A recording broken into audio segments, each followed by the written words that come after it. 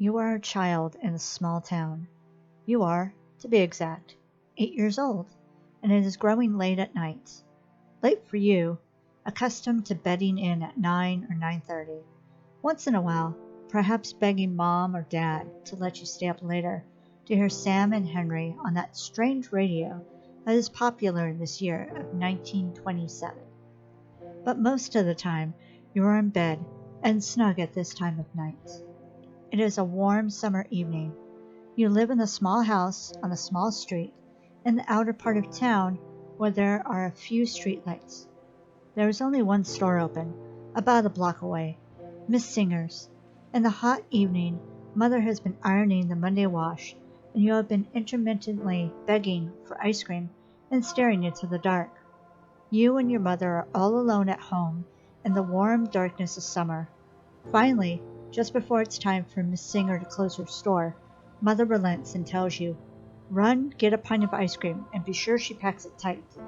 You ask if you can get a scoop of chocolate ice cream on top, because you don't like vanilla, and Mother agrees. You clutch the money and run barefoot over the warm evening cement sidewalk, under the apple trees and oak trees toward the store. The town is so quiet and far off, you can only hear the crickets sounding in the spaces beyond the hot indigo trees that hold back the stars. Your bare feet slap the pavement. You cross the street and find Miss Singer moving ponderously about her store, singing Yiddish melodies. "Pint of ice cream," she says. "Chocolate on top? Yes?" You watch her fumble the metal top off the ice cream freezer and manipulate the scoop, packing the cardboard pint chock full with chocolate on top, yes. You give the money, receive the chill, icy pack, and rubbing it across your brow and cheek, laughing, you thump barefootedly homeward. Behind you, the light of the lonely little store blink out, and there is only a street light shimmering in the corner, and the whole city seems to be going to sleep. Opening the screen door, you find Mom still ironing. She looks hot and irritated, but she smiles just the same. "When will Dad be home from lodge meeting?" you ask. "About 11:30 or 12, Mother replies. She takes the ice cream to the kitchen, divides it, giving you your special portion of chocolate. She dishes out some for herself, and the rest is put away. For Skipper and your father when they come. Skipper is your brother. Here's your older brother. He's 12 and healthy, red-faced, hawk-nosed, tawny-haired, broad-shouldered for his years, and always running. He is allowed to stay up later than you. Not much later, but enough to make him feel like it is worthwhile having been born first. He is over on the other side of town this evening to a game of kick the can, and will be home soon. He and the kids have been yelling, kicking, running for hours, having fun. Soon he'll come clomping in, smelling of sweat and green grass on his knees where he fell, and smelling very much in all ways like Skipper, which is natural. You sit enjoying the ice cream. You're at the core of the deep, quiet summer night. Your mother and yourself and the night all around this small house on this small street. You lick each spoon of ice cream thoroughly before digging into another. And Mother puts her ironing board away and the hot iron in its case, and she sits in the armchair by the phonograph, eating her dessert and saying, "My lands, it was a hot day today. It's still hot. Earth soaks up all the heat and lets it out at night. It'll be a soggy sleeping." You both sit there listening to the summer silence. The dark is pressed down by every window and door. There is no sound because the radio needs a new battery, and you have played all the Knickerbocker Quartet records and Al Jolson and the Two Black Crows records to exhaustion. So you just sit in the hardwood floor by the door and look out into the dark, dark, dark, pressing your nose against the screen until the flesh of its tip is molded into small dark squares. "I wonder where your brother is," Mother says after a while. Her spoon scrapes the dish. "He should be home by now. It's almost 9:30.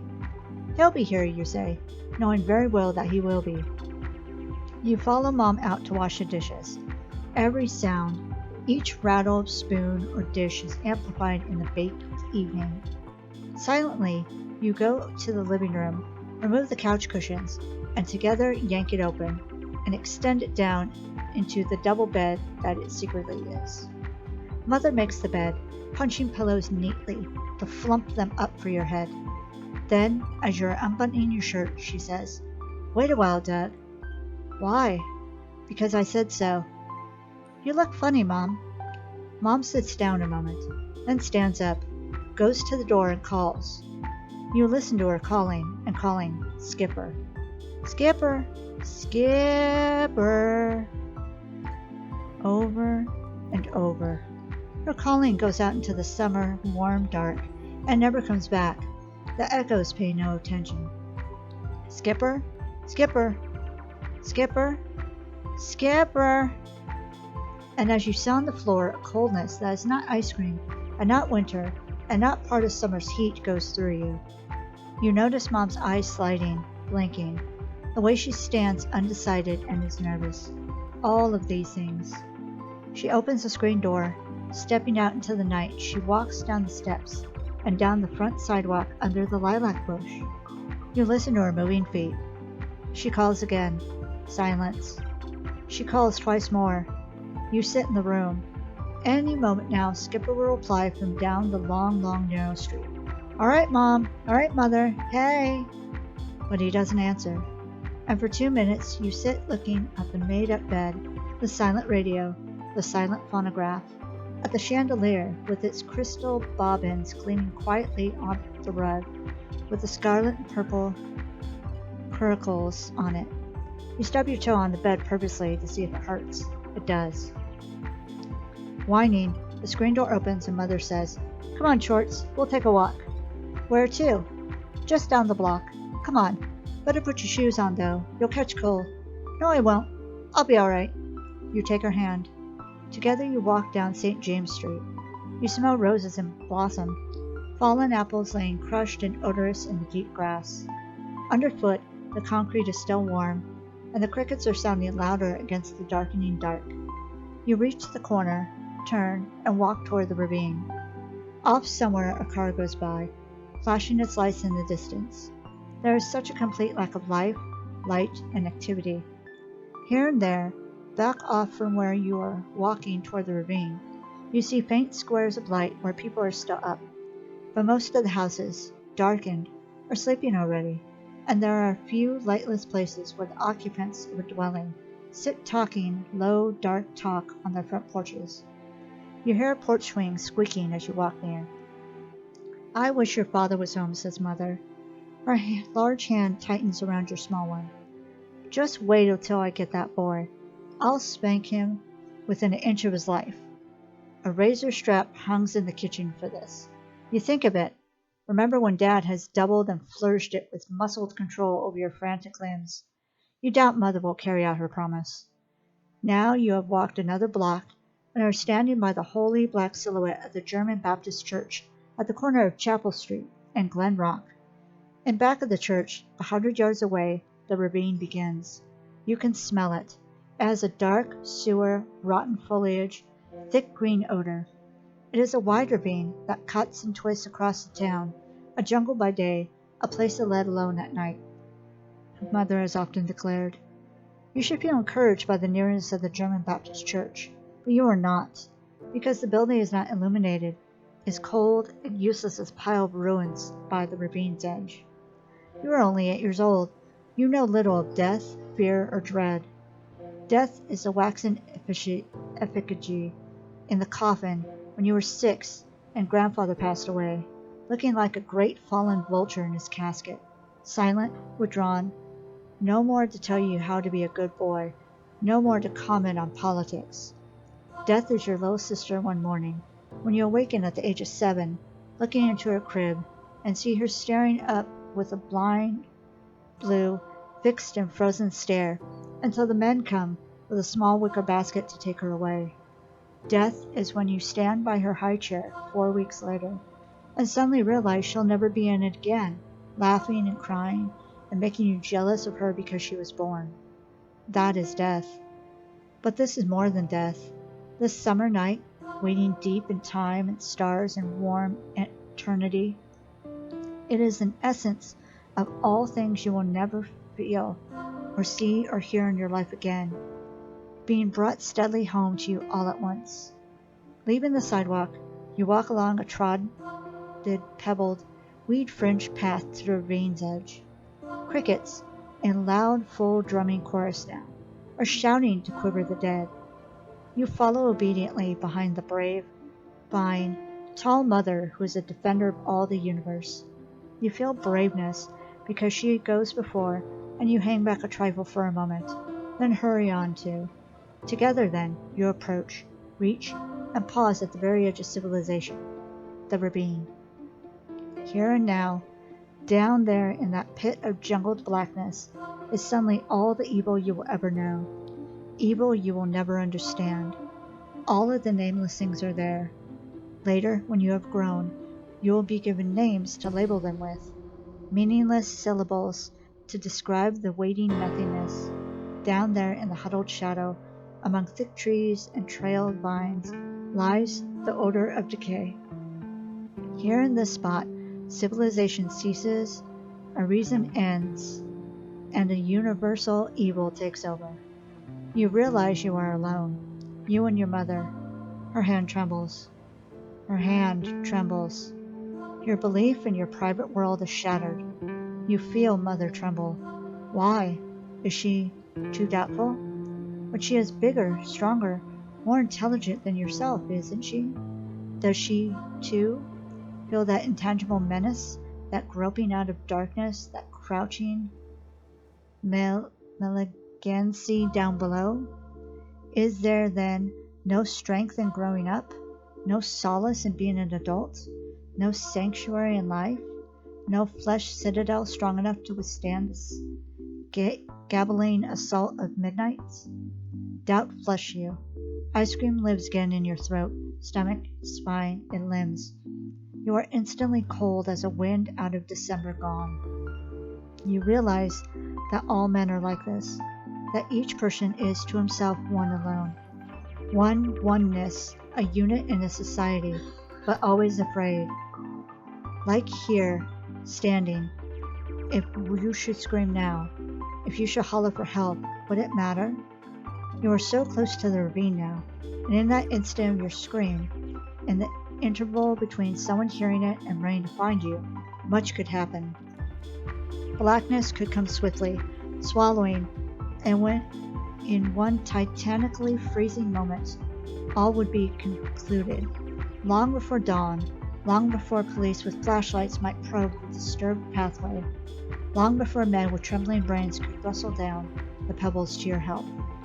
Even if they were within 500 yards of you now, and help certainly is, in 3 seconds a dark tide could rise to take all 8 years of life away from you, and the essential impact of life's loneliness crushes your beginning to tremble body.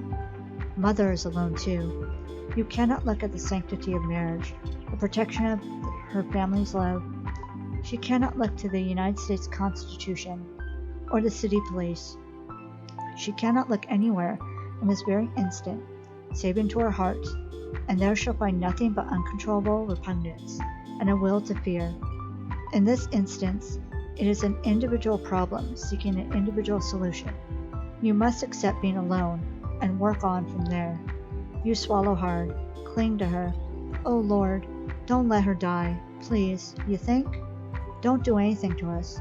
Father will be coming home from lodge me in an hour, and if the house is empty. Mother advances down the path into the primeval jungle. Your voice trembles. Mom, Skip's all right. Skip's all right. He's all right. Skip's all right. Mother's voice is strained. Hi. He always comes through here. I tell him not to, but those darned kids, they come through here anyway. Some night, he'll come through and never come out again. Never come out again? That can mean anything. Tramps, criminals, darkness, accident, most of all, death. Alone in the universe. There are a million small towns like this all over the world, each as dark, as lonely, each as removed, as full of shuddering and wonder. The reedy playing of minor key violins is a small town's music, with no lights but many shadows. Oh, the vast swelling loneliness of them, the secret damp ravines of them. Life is a horror lived in them at night. when at all sides sanity, marriage, children, happiness are threatened by an ogre called death. Mother raises her voice into the dark. Skip! Skipper! She calls. Skip! Skipper! Suddenly both of you realize there is something wrong. Something very wrong. You listen intently and realize what it is. The crickets have stopped chirping. Silence is complete. Never in your life a silence like this one. One so utterly complete. Why should the crickets cease? Why? What reason? They have never stopped ever. Not ever. Unless something is going to happen. It is as if the whole ravine is tensing, bunching together its black fibers, drawing in power from all about sleeping countrysides, for miles and miles, from dew-sodden forests and dells and rolling hills where dogs tilt heads to moons, from all around the great silence sucked into one center, and you at the core of it. In 10 seconds now, something will happen. Something will happen. The crickets keep their truce. The stars are so low you can almost brush the tinsel. There are swarms of them, hot and sharp. Growing, growing, the silence. Growing, growing, the tenseness. Oh, it's so dark, so far away from everything. Oh, God. And then, way, way off across the ravine. Okay, Mom. Coming, Mother. And again, Hi, Mom. Coming, Mom. And then the quick scuttering of tennis shoes, padding down through the pit of the ravine as 3 kids come dashing, giggling. Your brother Skipper, Chuck Redman, and Augie Bartz, running, giggling. The stars suck up like the stung antennae of 10 million snails. The crickets sing. The darkness pulls back, startled, shocked, angry. Pulls back, losing its appetite at being so rudely interrupted as it prepared to feed. As the dark retreats like a wave on a shore, 3 kids pile out of it, laughing. Hi, Mom. Hi, Shorts. Hey. It smells like Skipper, all right. Sweat and grass and his oiled leather baseball glove. Young man, you're going to get a licking, declares Mother. She puts away her fear instantly. You know she will never tell anybody of it, ever. It will be in her heart, though, for all time, as it is in your heart for all time. You walk home in bed in the late summer night. You're glad Skipper is alive. Very glad. For a moment there you thought, far off in the dim moonlit country, over a viaduct and down a valley, a train goes rushing along, and it whistles like a lost metal thing, nameless and running. You go to bed, shivering, beside your brother, listening to that train whistle, and thinking of a cousin who lived way out in the country where that train is now, a cousin who died of pneumonia late at night, years and years ago. You smell the sweat of Skip beside you. It is magic. You stop trembling. You hear footsteps outside the house on the sidewalk, as Mother is turning out the lights. A man clears his throat in a way you recognize. Mom said, That's your father. It is.